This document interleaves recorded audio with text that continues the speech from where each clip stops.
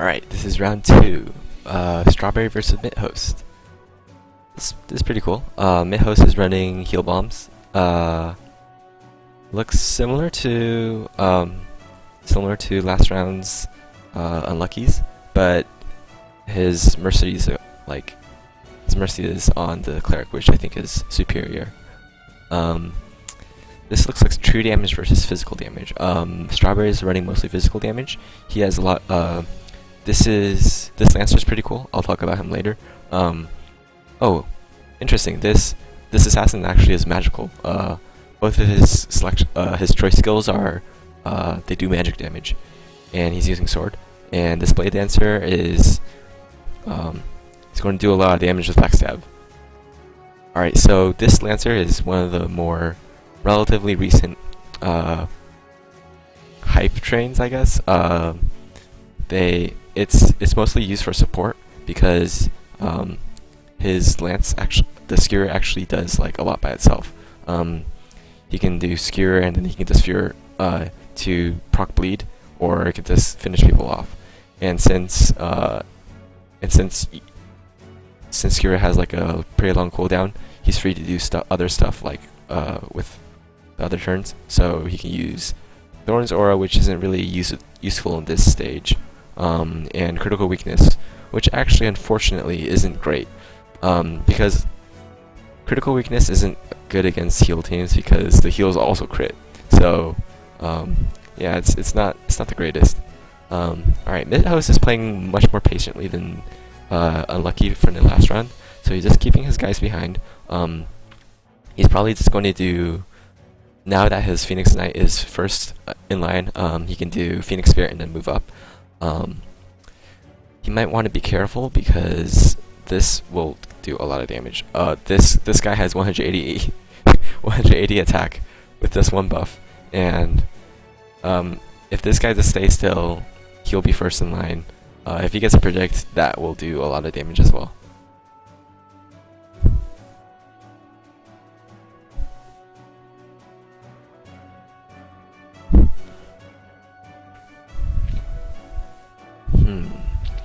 Interesting that the Shadow Mage isn't actually running Entangle, which is fine because Entangle False Cure is no longer auto a billion damage combo. He's using it mostly for just lower resistance. Maybe when this this assassin might have a lot of trouble because now actually not. Okay, so what I was thinking first was he can use Binding Glyph over here and the assassin can't move. But this assassin actually has Viper's Strike, so you can just use Viper's Strike to like whiff attack, but get out of the Binding Glyph. So that's pretty good by him. It depends what Mithost wants to do. Maybe just save it for Display Dancer, because Display Dancer is not Display Dancer can't be locked down either. He has backstab. Yeah, this is difficult.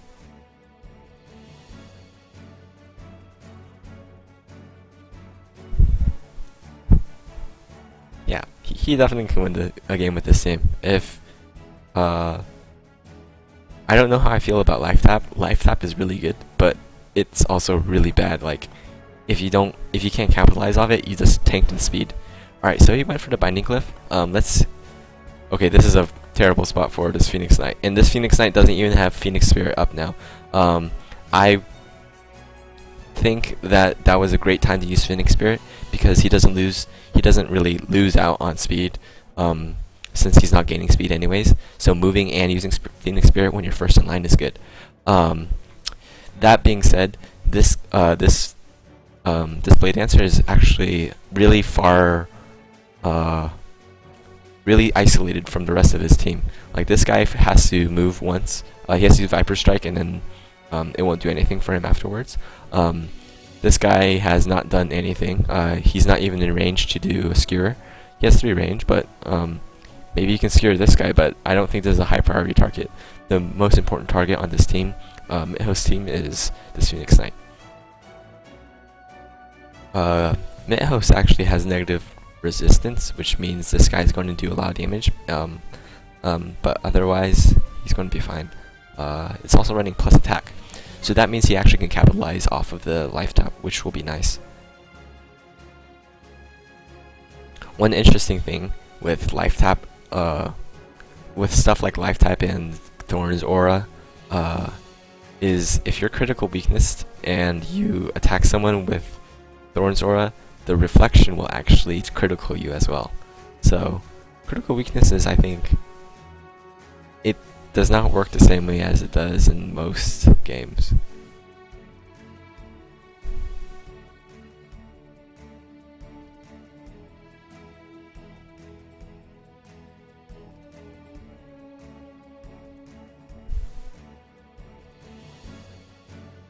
Wow, that is a lot of negative resistance. And actually, this cleric actually can go into offensive.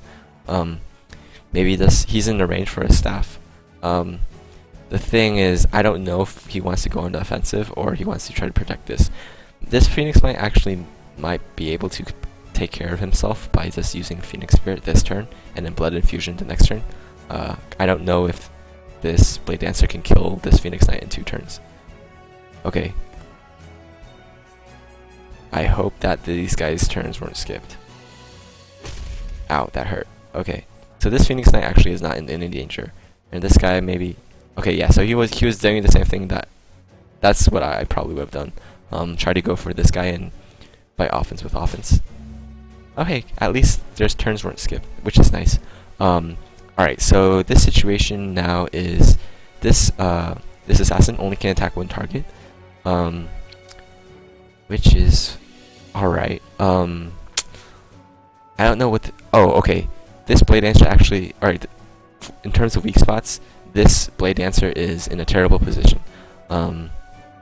Since maybe if he gets blocked, he's definitely not going to get away with like any damage. Another bad thing about this provoke is that he's a negative 40 resistance, and False Cure actually does magical damage instead of true damage. Let's see. We'll see what course of action Mithost wants to do. He can either False Cure this turn, like move over here, False Cure, and then... Yeah, this only has 3, so you won't be able to block him. Over here, and then... I'm not sure what he wants to do with this Phoenix Knight. Maybe go over here and then double edge. Yeah, that might be good. That might be valid. And then try to kill him with this cleric and block him off. Depends which way Strawberry wants to run. But Strawberry this turn, I don't really see him doing much stuff offensive. Yes, it's a teleport move thing. There's a billion skills in Almasy, and I plan on adding more. Oh, okay, so he's just moving a little bit. He's not wasting his speed on this this cleric. Oh, okay, so that was one reason why critical weakness is not great on, oh my goodness. Okay. So several things happened that turn.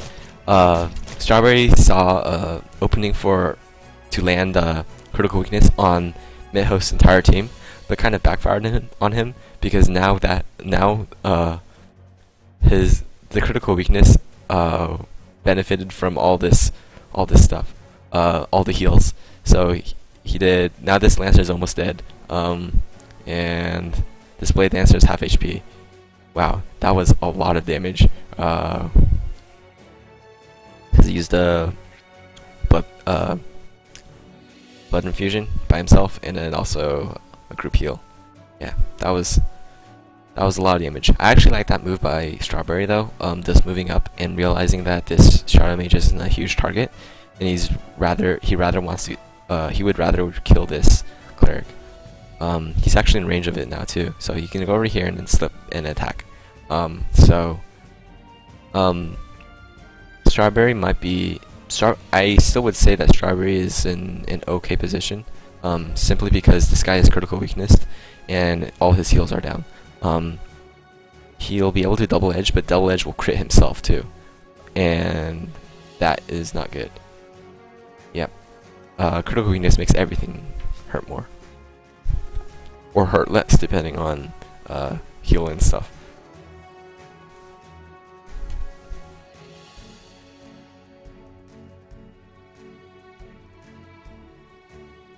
I don't think the Lancer Skewer is necessary. He can probably kill him with just... Will this do enough damage? Actually, it won't meet... I don't think it'll do enough damage. Oh, okay. Well, if he had Axe, it might do enough damage, but this guy actually will probably survive. So, I wonder if Strawberry will actually go for killing this guy. He actually has an Axe, so maybe over here. He has a lot of options. A lot of potential good stuff and bad stuff. Alright, hopefully this timer works again. Okay, he goes for a parry, which is really cool. I like using parry. I really like the use of parry when oh? Life tap on himself. Interesting.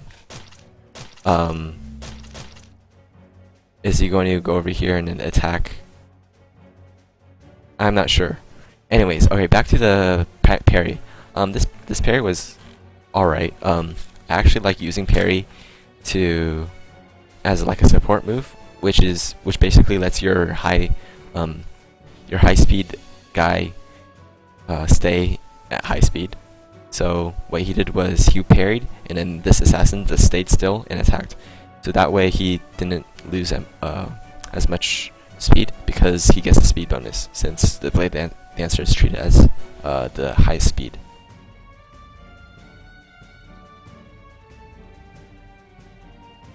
Yeah, he could attack this, I guess.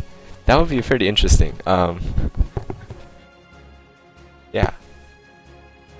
We'll see. We'll see how it works. That's actually pretty cool. I did not think of that. Very unexpected. This assassin definitely is not. It's not out of the question for this assassin to sweep everything, though. His silencer is still up, which means if he wants, he can kill the Shadow Mage right now. And his other cooldowns are pretty much like they might be up soon. So like maybe kill this guy this turn, and next turn, if he can get a Viper Strike onto the Phoenix Knight, that'll probably do a lot of damage. Actually, no, it won't do as much damage. It'll still do a lot of damage, but critical weakness is wearing off this turn.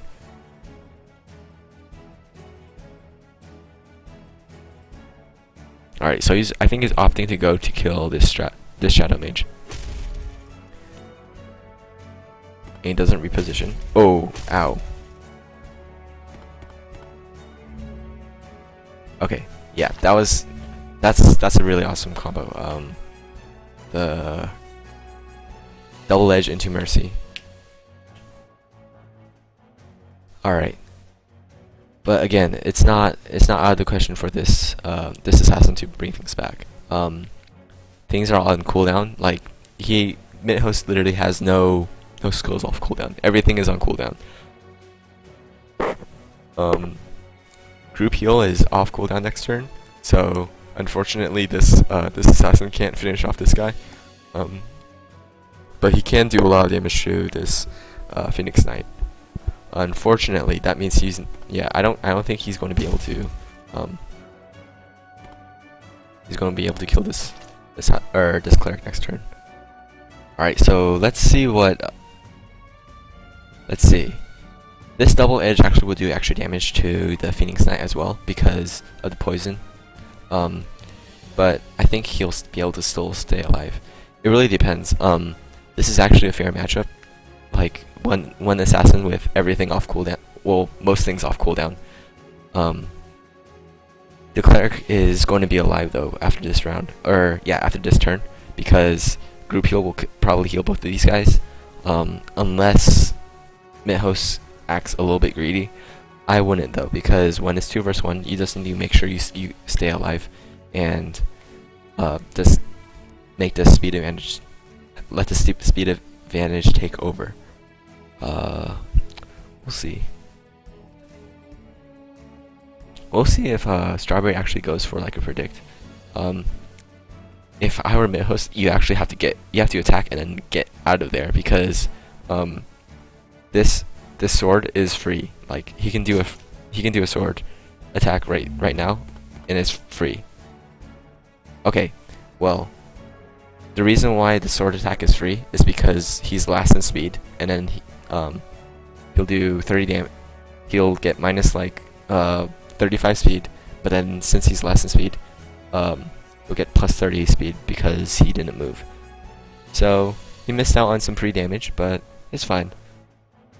So now he has a decision between whether to go get for this cleric or this Phoenix Knight.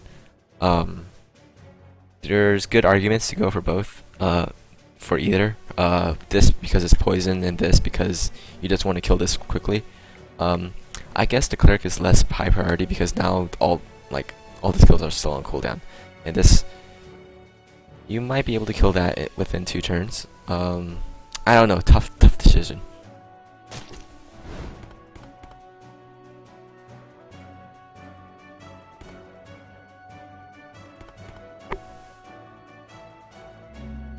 Alright, so this guy has to try to kill this either this turn or next turn, because this cleric is definitely going to mercy. He might actually life tap himself and then attack himself, which is not out of the question. We'll see. Maybe move in, attack, and then move out. Not sure.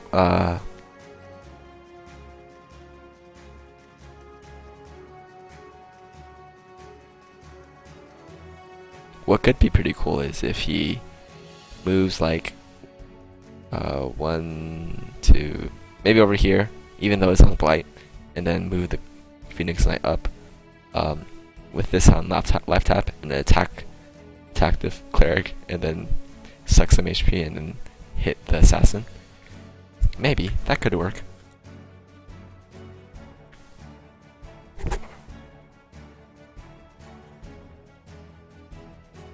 Oh, he opts to stay still, which is fine.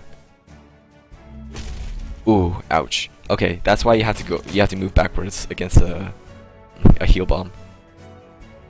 And yep, I think that's over. Because now he has a double-edged mercy combo. Yeah, that was a pretty good play by both sides. It really definitely could have gone either way. But some bad missteps. Definitely this one was a bad misstep. But you know, you can't really know exactly what the other person is going to do.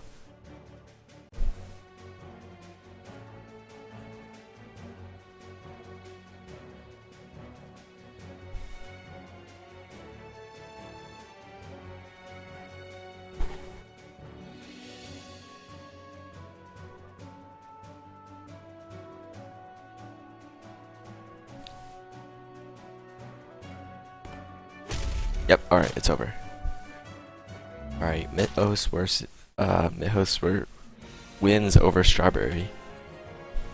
We'll go back for round 2 of the match.